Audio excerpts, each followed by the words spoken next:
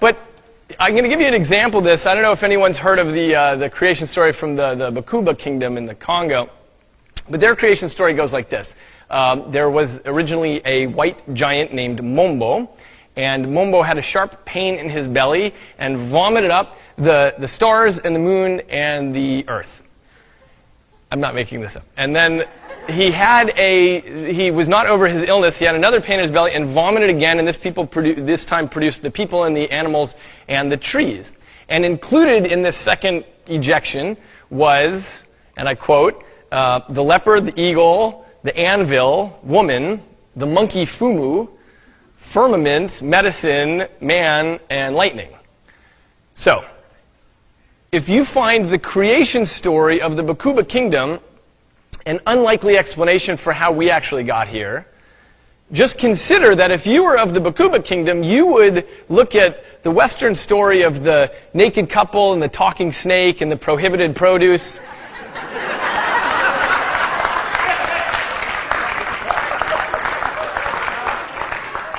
And you would find that equally bizarre, right? And if you were Bakuba and you were living in Kansas, you would be fighting to put this in your children's textbooks. Right?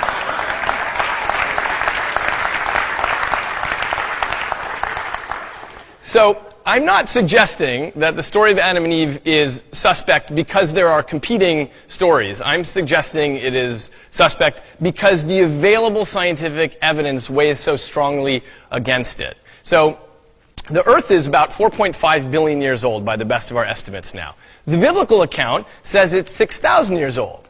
Well, that's a problem because it has to account for why the Japanese were making pottery and the Magdalenians were painting cave paintings and the Persians were domesticating goats 4,000 years before the planet existed.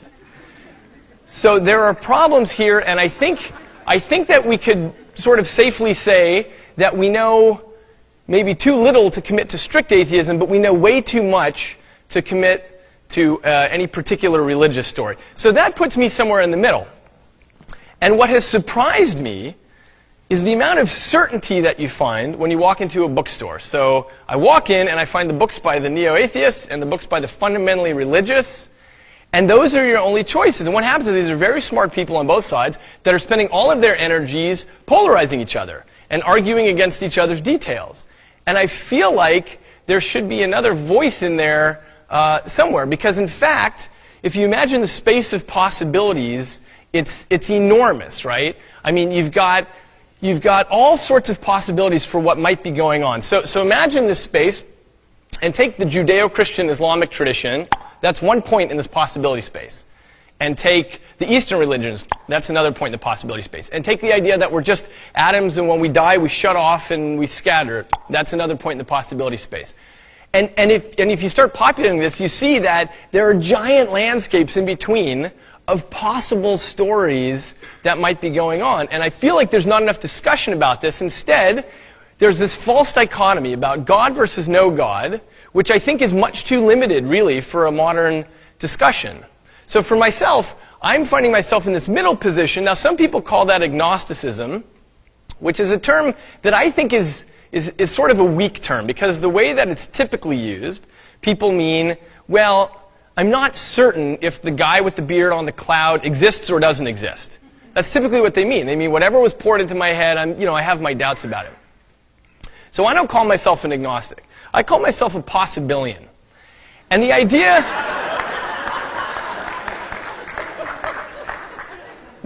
with possibilianism is an active exploration poured into my head. I have my doubts about it. So I don't call myself an agnostic. I call myself a possibilian. And the idea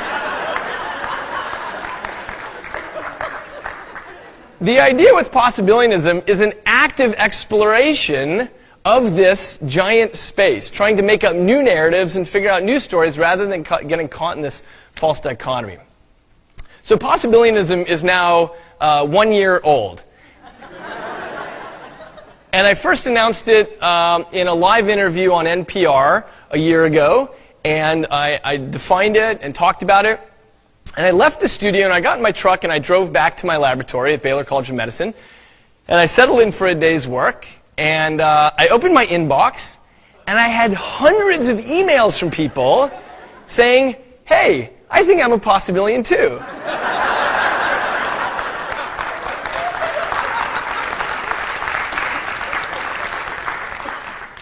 So I Googled the word, and it turned out that it didn't exist. There were 0 hits. So I did what anybody would do. I bought Possibilian.com,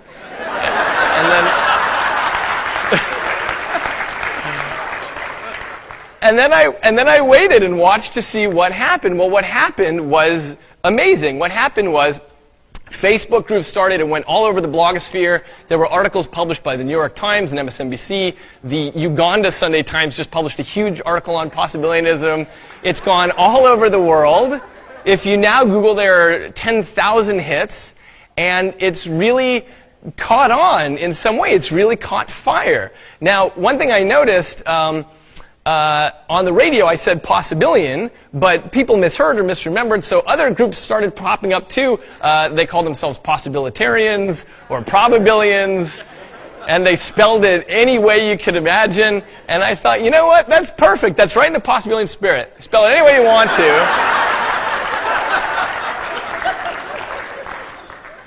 So the thing I started wondering about is, why? Why has this caught on as a worldwide movement? Because keep in mind, it's a joke movement, right?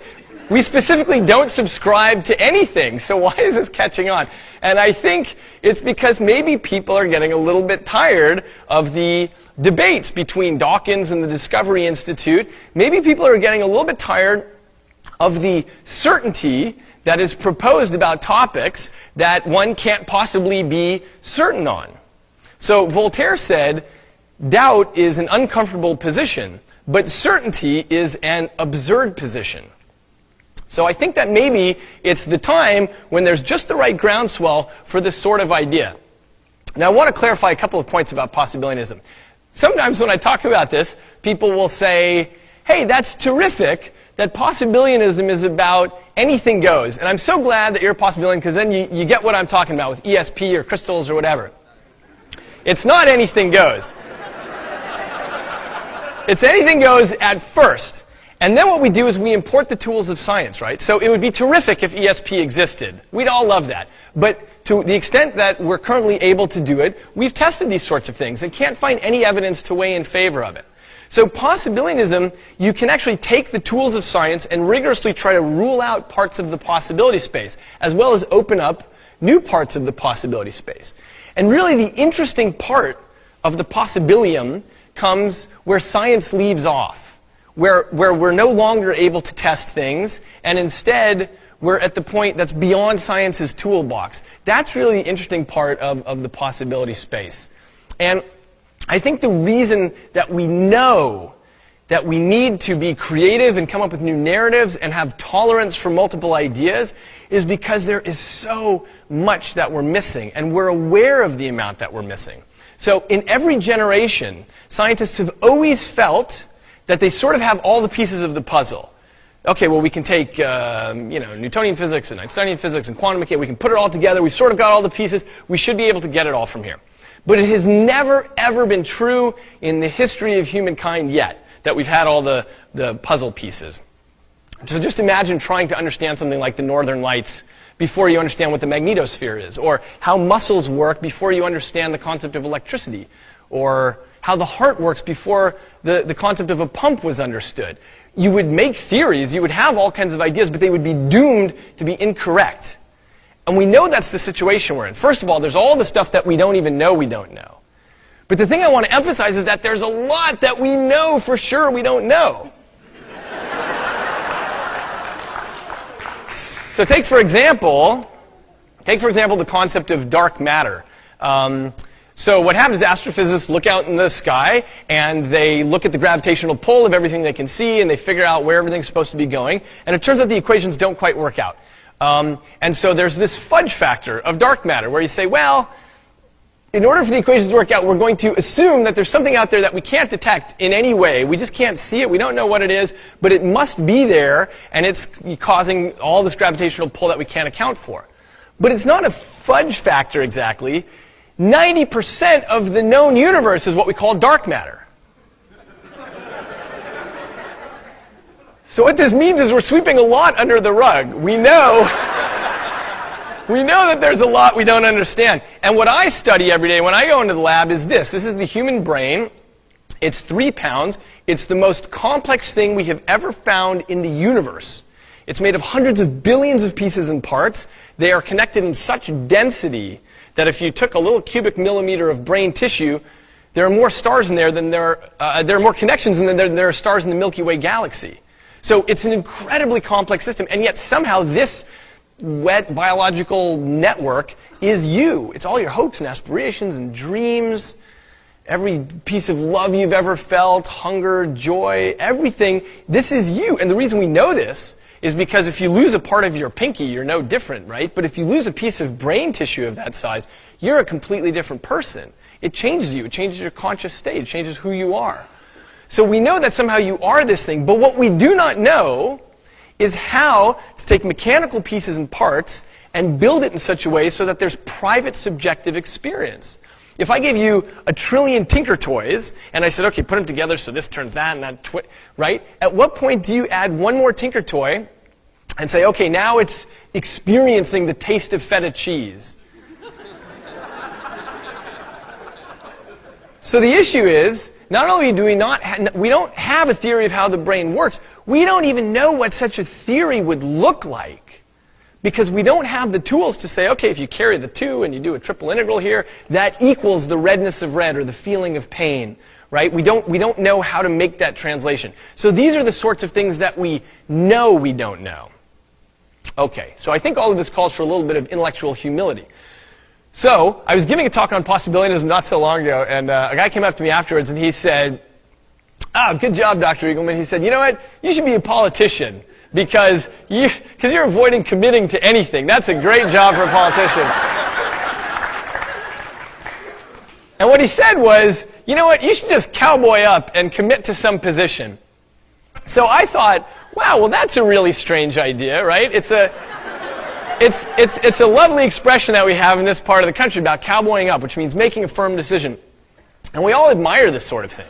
And I think it's really, it's a great trait if you are making a decision about, am I going to take the cattle out in this storm, or am I going to marry this woman, or am I going to sell the ranch? We admire people who make firm decisions.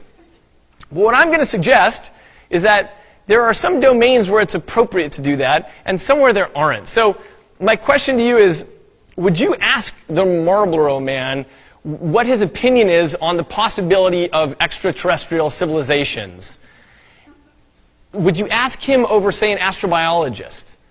And if you wouldn't, that suggests that there's a certain domain where it's appropriate to cowboy up and make a firm decision, and there's other domains where it's appropriate to not commit to a particular idea if in the complete absence of evidence to do so.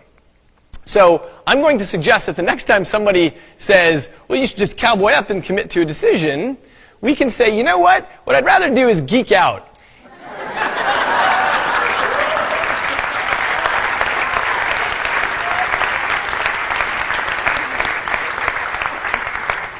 And the idea with geeking out is, I'm going to be creative and come up with new narratives. I'm going to be comfortable holding multiple possibilities in mind. And if you're going to geek out, you should feel free to cite the gospel of science, to tell the 3 words that are the most important 3 words that science ever gave to humankind.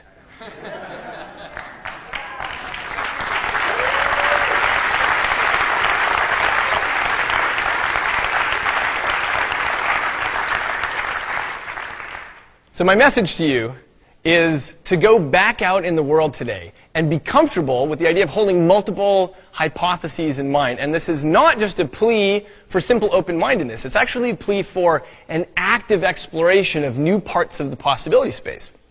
Because I think this is really important for our educational systems, for our children, and for our legislation.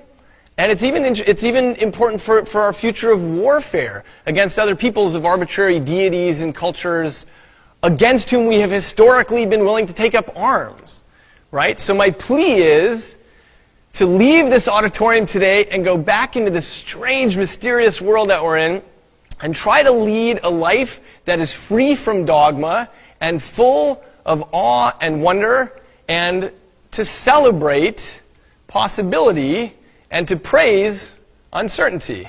Thank you very much.